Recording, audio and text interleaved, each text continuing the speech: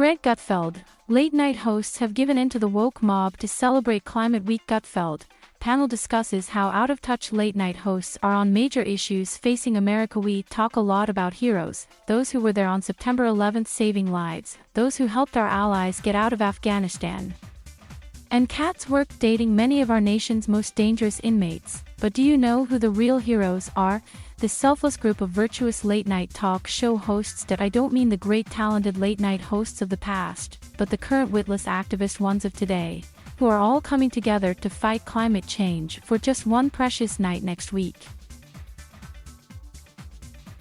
So it's late night getting together, but they refuse to invite the belle of the ball.me, Snow White, while making sure to send invitations to all of the 7 dorks, including CBS's Stephen Colbert.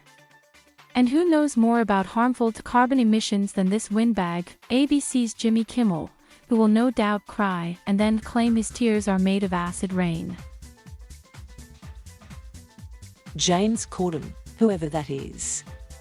Maybe he'll do a karaoke version of Here Comes the Rain in his Prius with AOC. Poor Jimmy Fallon, who will pretend laugh at everything the rest will say, and they'll still hate him. There's this guy, Seth, I don't know his last name.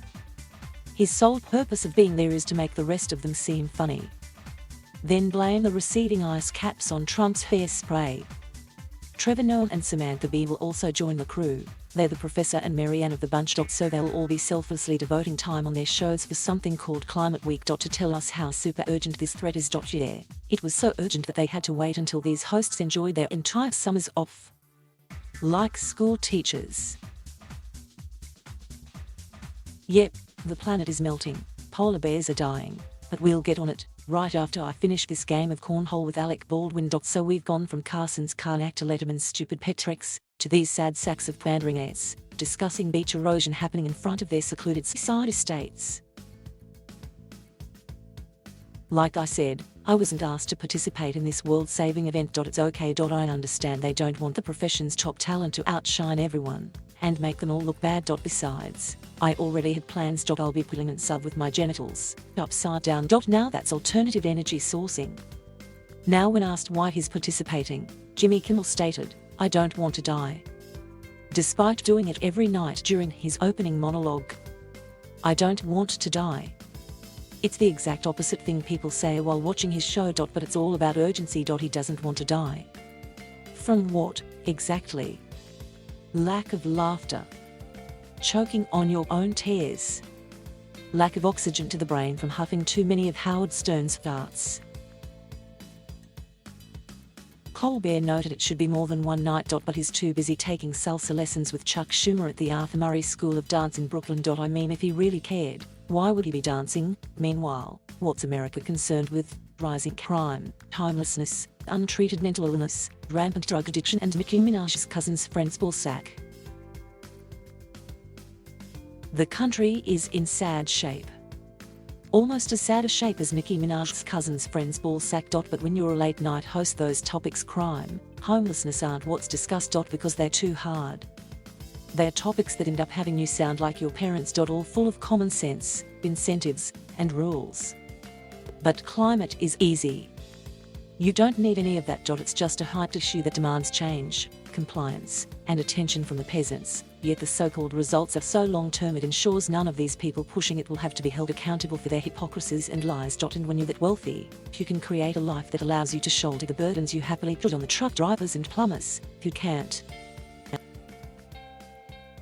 And so their lockstep is more synchronized than a parade of North Korean soldiers, all one voice, one entity. A high-avid fearful signal is knowing that if they don't play along, their days are numbered. So they back the hysteria to protect a paycheck. And so, when our so-called comedians have gone full Greta Thunberg,